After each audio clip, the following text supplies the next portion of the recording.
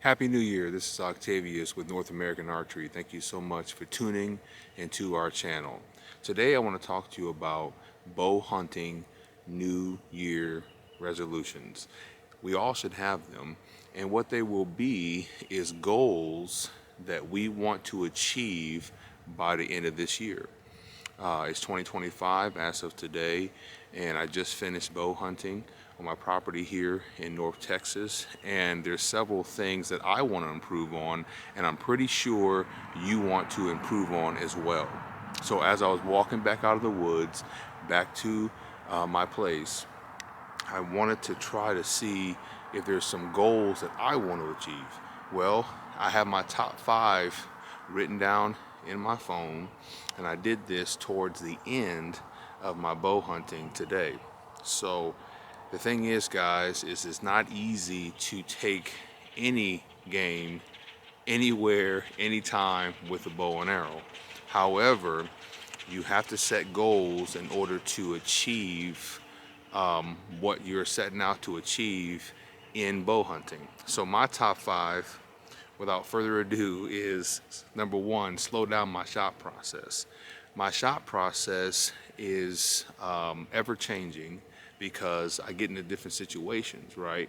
But predominantly what I've been trying to achieve in the last couple of months is a slow draw and a quick release.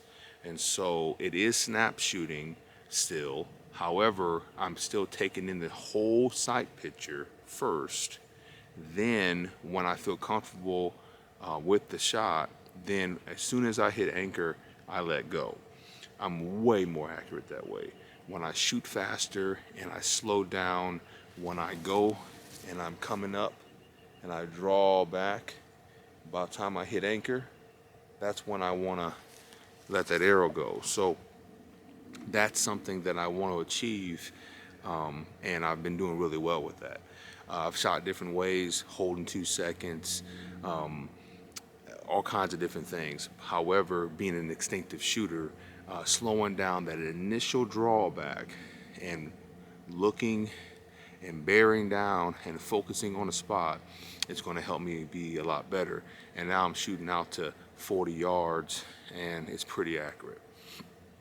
Number 2 is book more hunting trips. The biggest thing with me is I work a lot like most of you guys do, and I only get so much PTO, but I also have to spend time with family.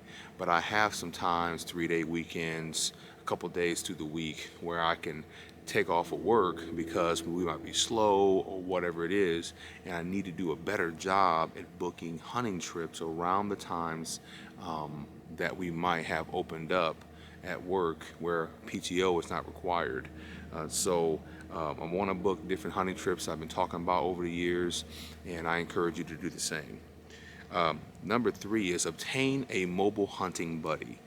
The biggest thing about mobile hunting is that it takes a lot of dedication to it. I just purchased this new setup this year, and I never have bought a setup quite like this because the last time I mobile hunted was probably over a decade ago, and the equipment was a lot different then, and I think I bought some cheap setup. I can't remember who made it, and it wasn't the greatest, and I wasn't impressed. Since then, I've invested in a better mobile hunting system, and so far I like it. But I need to find somebody, preferably with more experience than me in mobile hunting, and we can go out and scout together throughout the year. We can go look at different places to hunt, and he can set me up in a way where he can give me advice on what's the best way to approach certain setups, certain parcels of land in certain public areas that we all know about. But I want this individual to be savvy in mobile hunting. I've hunted for many years and have experience, but I want a mobile hunting buddy. And I encourage you to get the same because they're just going to help you long term. Number 4 is to hunt more public land. Hunting more public land, I don't really have to do because I own property in multiple states. However, I want to put myself in a situation where I'm getting on the biggest bucks possible. Here in North Texas and my property in Indiana both have deer on it, but the massive trophy bucks that I'm after now in my bow hunting career are not as easy to find on those properties. So I'm gonna have to go outside of that realm in order to achieve my goals in 2025. So that's why I bought the mobile hunting setup around Christmas time of 2024. And now my objective is to put myself in a position to be uncomfortable, but be able to achieve success and have an overall experience that might be a little bit different than I've experienced on my own private land and the permissions that I have with friends and family. Number 5, and this is a big goal for me, is to harvest a Boone and Crockett buck. Biggest thing for me is a 160-inch deer, which would be a typical on a Boone and Crockett, or 185-inch deer, non-typical, is a big goal for me. I'm not able to achieve that goal on the current properties that I own currently. I don't run a whole lot of trail cameras, but I'm pretty sure in order to consistently kill big deer, you're going to have to go outside your comfort zone and color outside the lines, if you will, right? So I am willing to put the work in, but to achieve this, it's going to be a whole year effort of scouting, seeing new spots. I know where to go to get this type of deer at. I'm pretty sure I've lived in Midwest my whole life. I know where to go.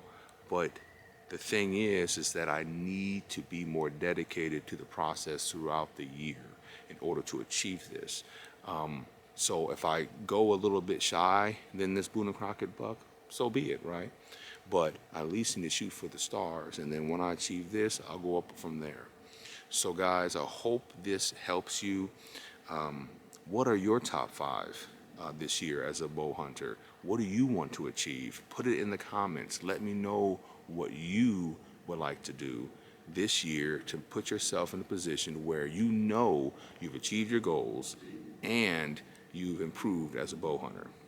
All right, guys, I appreciate everything you do. Please like and subscribe and turn on your post notifications.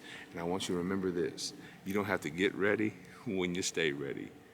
All right, Happy New Year, and we'll see you next time.